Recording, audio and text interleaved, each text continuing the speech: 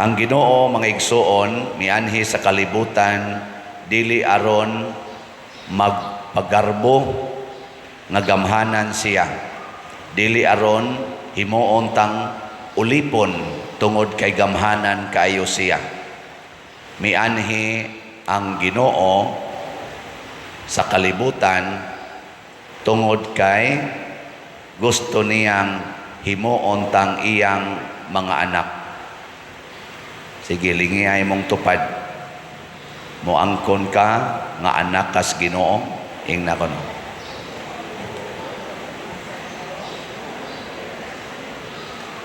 Kanang bata, sama na mga bata diyas gawas nga gida diri sa sulod unya magsigig lugnot, magsigig gusto gyud mudagan, dili gustong kuptan, anak na sa ilang ginikanan. Ang ilang ginikanan gusto nga mosimba nga kanabang formal nga simba. Pero ang bata sa iyang buhaton, mudagan gyud ko, imo ganay kong pugngan, muhila ko, musyagit ko. Ana, mao nay gitawag og anak pero wa pa muila nga siya anak. Daghan nato murag mga batang gagmay nga matud pa ni Hesus pag-anhin niya, muramog mga bata nga nagyampungad sa merkado. Kaguliyang lang agi. Muna nga si Kristo mihimo og dalan aron atong subayon anha ta magkahiusang tanan.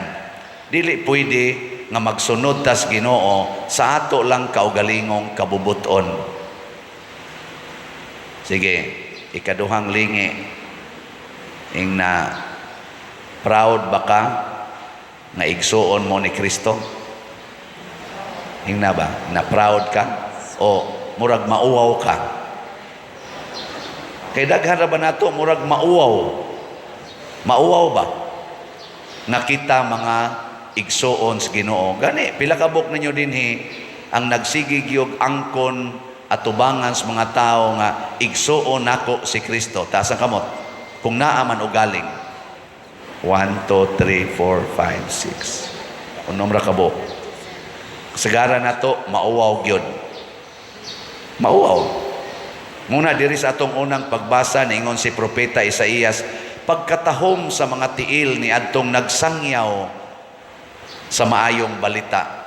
Nya unsa may maayong balita nga kita karon igsuo na ni Kristo, anak na sa amahan.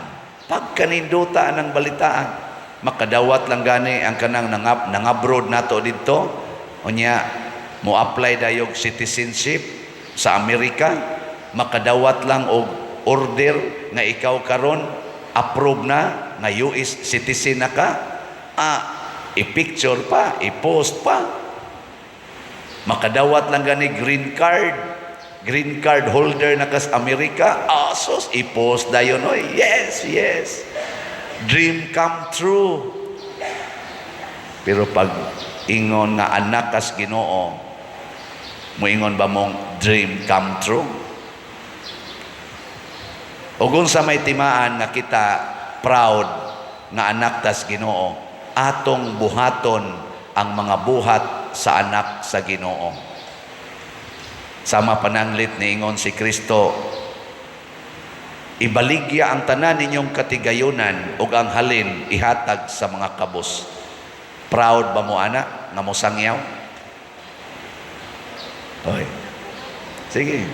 Proud o mauwaw? Galibog na. Kanang niingon si Kristo, kung kamo magpahulam, ayaw na lang mo paningil og bayad. Proud mo ana? Proud mo o dili? Ayaw. Kanang niingon si Kristo, pasudla sa inyong balay ang mga way balay. Proud mo ana nga mobuhat? O mauwaw? Labi na gyud kung ang gusto mo suod sa inyong balay, kadtong mga bantugang tulisan nga bag-o pang nilaya sa prisuhan. Proud mong mudawat nila. Diyan na si Jesus. Diyan na. Natuma na ang sugo ni Jesus. Uy, mauwaw ta. Mahadlok pa. Di lang mauwaw. Mahadlok. Mubuhat. Oh. Kana lang niingon si Jesus, puy ang kamatuoran, kay ang kamatuoran mo'y muhatod nimo sa kagawasan. Proud ba ka nga giuban na imong buhok o imong kuluran? Tanawa. Proud ba ka nga ninipis na imong kilay o imong badlisan? Oh, di ba? Proud ba ka nga nangabit imong bana pero dili pwedeng buwagan? Imo lang yapong angkonon nga imong bana, apil ng iyang kabit, imong angkonon nga imong igsuon? Ha? Proud ka nang mo angkon o masuko? Oh, mao ni siya. Mao ni ang pipila natong i-check. Ang pagsunod sa kabubuton sa Ginoo mas importante kaysa atong security. Mao na dinhi sa atong tubag sa Salmo, kung sa may gibutang dire. Ang tanang kautlanan sa yuta nakakita sa makaluwas nga gahom sa Dios. Ngano man tungod kay gisangyaw sa mga santos, gipuy-an sa mga santos. Kana bita makadungog ka nga pala nato din higod nganong daghan man ang muhatag nato og hinabang tungod kay nakadungog sila nga ang mga way kaon atong gipangtagaan og labing minus 5 ka kilong bugas, at least lang kana ganing makakaon sila. Daghan ang nitampo mo tong nakahatag tag mga 3,600 ani sobra pa manggani ang atong gipanghatag ni adtong November. Karon ato na sang gihimo mang-ayo tas mga balay nga gubaon na atay mga 140 labing minus ang atong gitarget nga ayohon. Nakahuman na tag mga 21 ka balay. Di ba? Masangyaw man Hala, duta god.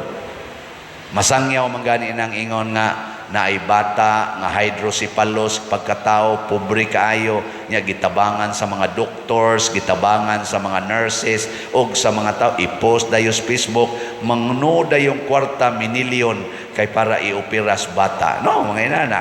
Ngano man kay ang Ginoo matinabangon sabwa ginas tibuok kalibutan ang pagka Diyos nun.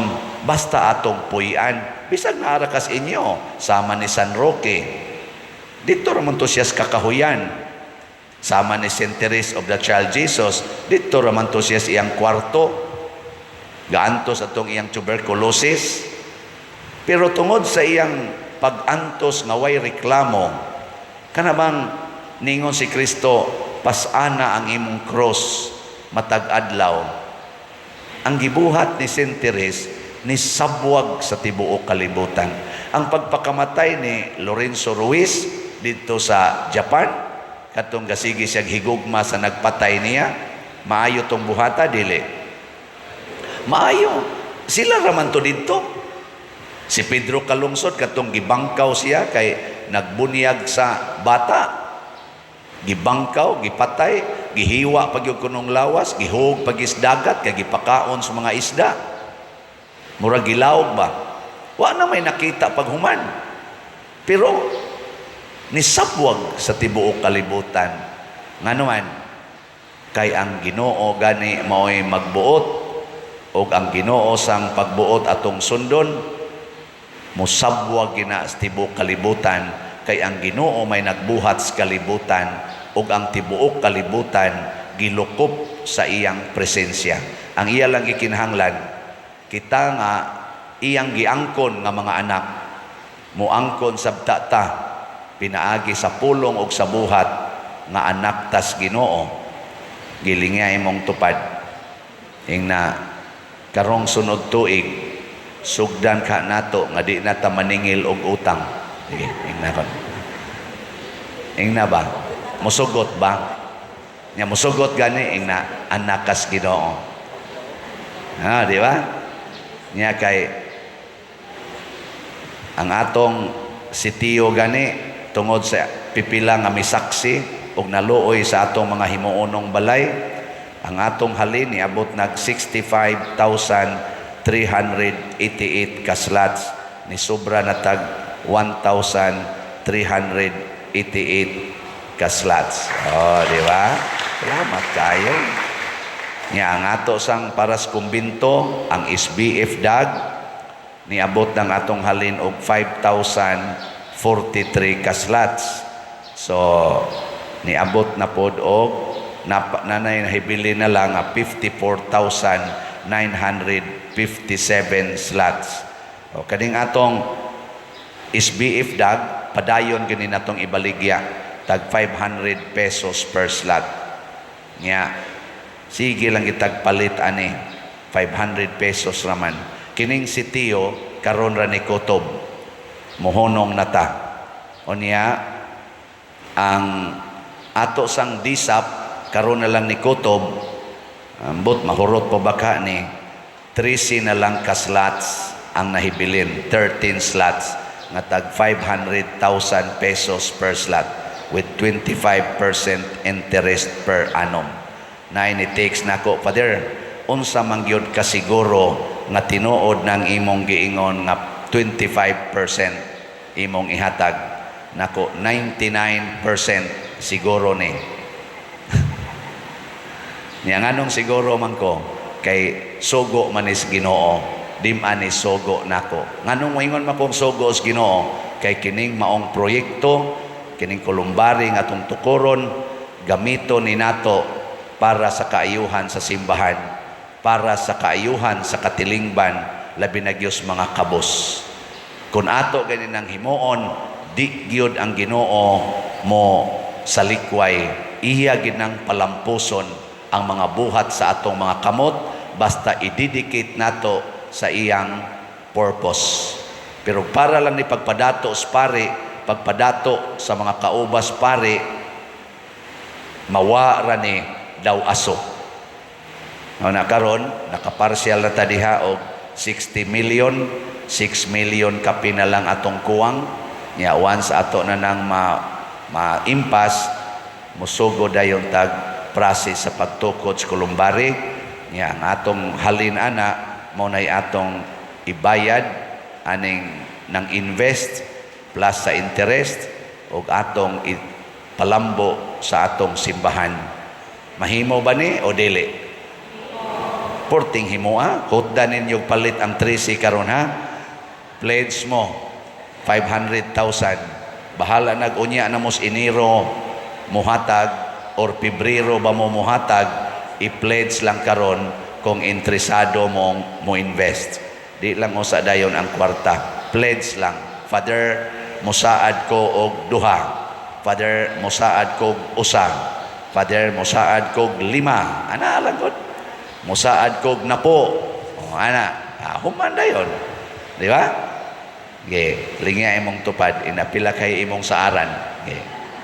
Apila imong isaad. Ge, ingna ko no. Ingna ba. Tanawa di ba nilingo din. Wa kuy, wa kuada. Sayon raman kayo. Musaad mo karon, Father, angkon kog duha.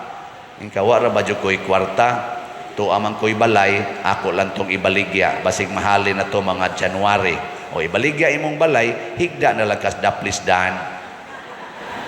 Kaya niingon man sa si Jesus, ibaligya ang tanan o ang halin, ihatag sa simbahan. O, di ba? Mao man ay gibuhat ni St. Francis of Assisi, mao man ay gibuhat ni Mother Teresa of Calcutta, mao man ay gibuhat nilang St. Ignatius, San Agustin o uban pa. Di mo musunod. Si Kristo gani, gibiyaan ang langit, gibaligya ang langit, aron mo puyo uban nato. Kita na ba'y dili mo baligya aning hinatag ras Ginoo, og mo puyo uban sa Ginoo? Duko-duko ra ba dayon na manindog na ta?